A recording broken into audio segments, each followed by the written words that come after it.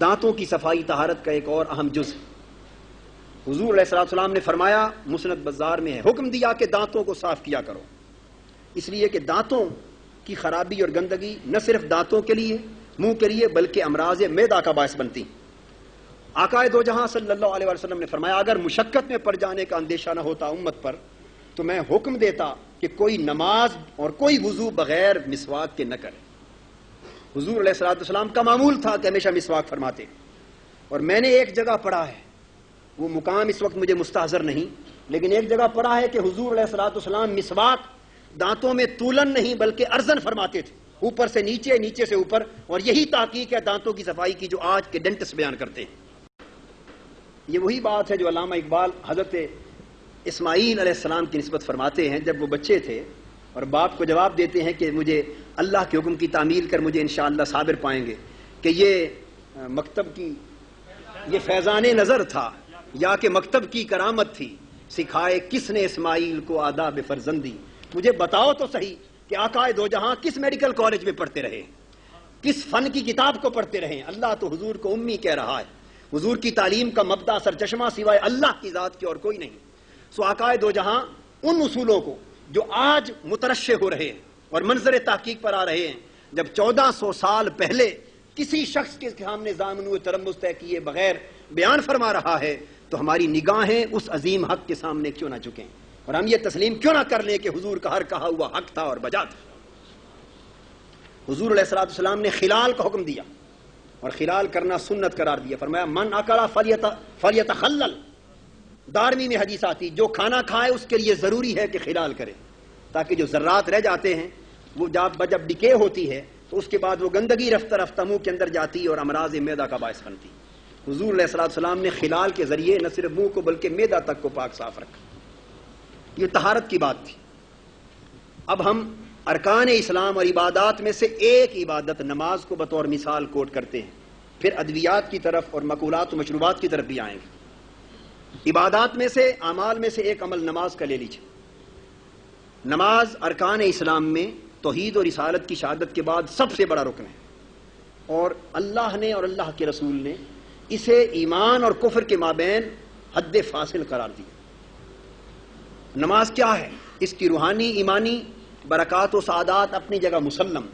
لیکن چونکہ ہمارا موضوع فقط طبی تشریح اور تعبیر ہے، سو نماز سے بہتر مسلسل اور بکثرت ہلکی پھلکی ورزش کا تصور نہیں کیا جا سکتا۔ جو ایک دن میں ورزش اپنی ماہیت میں ہلکی پھلکی ہو لیکن مسلسل ہو اور بکثرت ہو، اس لیے کہ وہ جو فزیو تھراپی کے ماہر لوگ ہیں اور ورزش کے تصور کی مہارت رکھتے ہیں، ان کا کہنا یہ ہے کہ اس ورزش کا کوئی فائدہ نہیں ایکسرسائز کا جو ارریگولر طریقے سے ہو کبھی نہ ہو، یا اتنی زیادہ ہو کہ انسان تھک ہی جائے، بلکہ وہ چاہتے ہیں کہ اس میں ریگولیرٹی ہو، ایک تسلسل ہو، کثرت ہو، ہلکی پھلکی ہو کہ جسم کو نقصان بھی نہ پہنچائے، اور اگر اس میں مداومت رکھے تو وہ بہتر نتائج پیدا کرتی ہے۔ اللہ رب العزت نے اپنی عبادت کے طور پر بھی وہ عمل عطا کیا کہ جس میں ورزش اور فزیو تھراپی کی غالباً یہ تمام صورتیں بہتر صورت میں پائی جاتی ہیں۔ ارشاد فرمایا کہ منافقوں کی یہ علامت ہے، اذا قاموا الی الصلاۃ قاموا کسالی، جب نماز پڑھنے کے لیے کھڑے ہوتے ہیں تو ڈھیلے ڈھالے طریقے سے پڑھتے ہیں، یعنی نماز کو چاق و چوبند ہو کر تعدیل ارکان کے ساتھ حق اس کا ادا نہیں کرتے، کیونکہ ڈھیلے ڈھالے طریقے سے پڑھنے کے نتیجے میں نماز کا نہ روحانی فائدہ ہے اور نہ طبی و جسمانی فائدہ۔ قرآن کے ارشاد کے مطابق جب نماز کا جسمانی حق بھی ادا کیا جائے روحانی حق کے ساتھ ساتھ تو اس کے فوائد کیا ہیں؟ یہ فوائد پھر مسلسل بکثرت ہلکی پھلکی ورزش بن جاتی ہے، جو پرماننٹ پروسیس ہے آپ کے خون میں کولیسٹرول لیول کو کم رکھنے کا۔ طب جدید کہتی ہے کہ کولیسٹرول وہ چربی جو آپ کی شریانوں میں جم جاتی ہے اور رفتہ رفتہ ہماری شریانوں کو، آرٹریز کو تنگ کر دیتی ہے، اور اسی کے نتیجے میں بلڈ پریشر ہوتا ہے، اسی کے نتیجے میں امراض قلب جنم لیتی ہیں، اور اسی کے نتیجے میں الٹیمیٹلی فالج بھی ہوتا ہے اگر سر میں یہ کیفیت ہو جائے، اور بہت سی امراض جنم لیتی ہیں۔ یہ کولیسٹرول کا لیول نارمل ہوتا ہے 150 سے 250 ملی گرام تک۔ اگر جب ہم کھانا کھاتے ہیں تو اس وقت یکا یک یہ کولیسٹرول لیول ہمارے خون میں بڑھ جاتا ہے، اور اتنا زیادہ ہو جاتا ہے کہ اگر ہم بسیار خوری کے مریض ہوں اور کثرت کے ساتھ کھانا کھاتے رہیں اور کولیسٹرول لیول مسلسل اونچا ہوتا رہے اور اس کی تحلیل کی کوئی صورت نہ ہو تو جس طرح کھال میں گارا جم جاتا ہے اور اس راستے کو تنگ کر دیتا ہے تو پانی باہر بہہ نکلتا ہے، اس طرح کولیسٹرول چربی جب آپ کی شریانوں میں جمتی ہے اور راستہ بہاؤ کا تنگ ہوتا ہے تو خون کا پریشر بڑھ جاتا ہے، اسی سے پھر ہارٹ اٹیکس کی بھی صورتیں پیدا ہوتی ہیں نالی کے تنگ ہونے سے، اور ساری صورتیں پیدا ہوتی ہیں۔ اگر یہ جم جائے کولیسٹرول تو جمے ہوئے کولیسٹرول کو اکھاڑ کر نکالنا بڑا مشکل پروسیس ہے جو قریب قریب ناممکن یا محال ہے۔ سو اس کی ایک ہی صورت کہ کولیسٹرول کو جمنے سے پہلے تحلیل کیا جائے۔ سو اللہ رب العزت نے ہم کو نماز پنجگانہ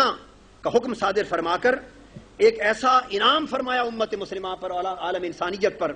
کہ وہ اوقات، یہ نقطہ قابل توجہ ہے، وہ اوقات جو خالی پیٹ کے نماز کے اوقات آتے ہیں، جب انسان نے کھانے سے اپنے پیٹ کو بھرا ہوا نہیں ہوتا اور کمپیریٹیولی پیٹ خالی ہوتا ہے،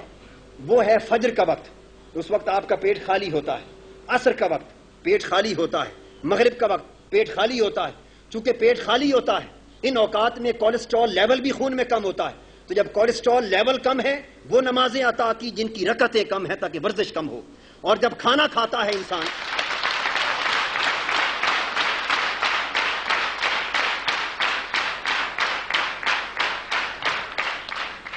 کھانا کھاتا ہے تو کولیسٹرول لیول اس کا یک ریز کر جاتا ہے، جب وہ رائز کرتا ہے، اور وہ وقت دوپہر کے کھانے کا اور رات کے کھانے کا ہے، تو دوپہر کے کھانے کے بعد 12 رکعتوں کی نماز ادا کی تاکہ کمپیریٹیولی زیادہ ورزش ہو اور کولیسٹرول کی تحلیل کی صورت پیدا ہو، اور رات کو چونکہ ظہر کو 12 دی اس لیے کہ کچھ ورزش یوں ہو جائے، اور چونکہ دن جاگنے کا وقت ہے بقایا اس کے کام کاج کی صورت میں بھی ہو سکتی۔ رات کو کھانا کھا کر چونکہ اس نے بیڈ پر چلا جانا ہے، سونا ہے اور کوئی جسمانی ورزش نہیں، اس لیے 17 رکعتوں کی نماز ادا کی کہ سونے سے پہلے کولیسٹرول ٹھیک ہو جائے۔ اور نماز اور رمضان المبارک کی شاموں کو جب روزہ رکھتا ہے انسان اور افطاری کرتا ہے تو افطاری میں چونکہ زیادہ کھایا جاتا ہے، پیاس زیادہ لگتی ہے، بھوک لگتی ہے، زیادہ کھایا جاتا ہے، بسیار خوری ہو جاتی، سو اس زیادہ کھانے میں لیول بھی بڑھ گیا، تو عشاء کی نماز کے علاوہ 20 رکعتوں کی نماز تراویح عطا کی تاکہ معاملہ صاف کرتے انسان سو جائے۔ پھر تعدیل ارکان ہے، نماز تعدیل ارکان کے بغیر نہیں ہوتی، کہ انسان اس کے سارے ارکان کو، واجبات کو، اعمال کو بڑی صحت اور اطمینان کے ساتھ نبھائے۔ تو اس میں تکبیر تحریمہ ہے جب انسان اپنے دونوں ہاتھ اوپر کانوں تک لے جاتا ہے، پھر اس کے بعد قیام کرتا ہے، پھر رکوع کرتا ہے، گھٹنوں پر اپنے ہاتھ رکھ کر اپنی پشت کو بالکل زمین کے ساتھ پیرالل کر کے اکڑ کے کھڑا کرتا ہے، پھر یکایک انہی گھٹنوں کے ہاتھوں کے بل کھڑا ہوتا ہے، پھر رکوع کے بعد سجدے میں جاتا ہے، اور سجدے میں جاتے ہوئے اسے پہلے زمین پر ہاتھ رکھنے کی اجازت نہیں ہے، پہلے گھٹنے رکھے گا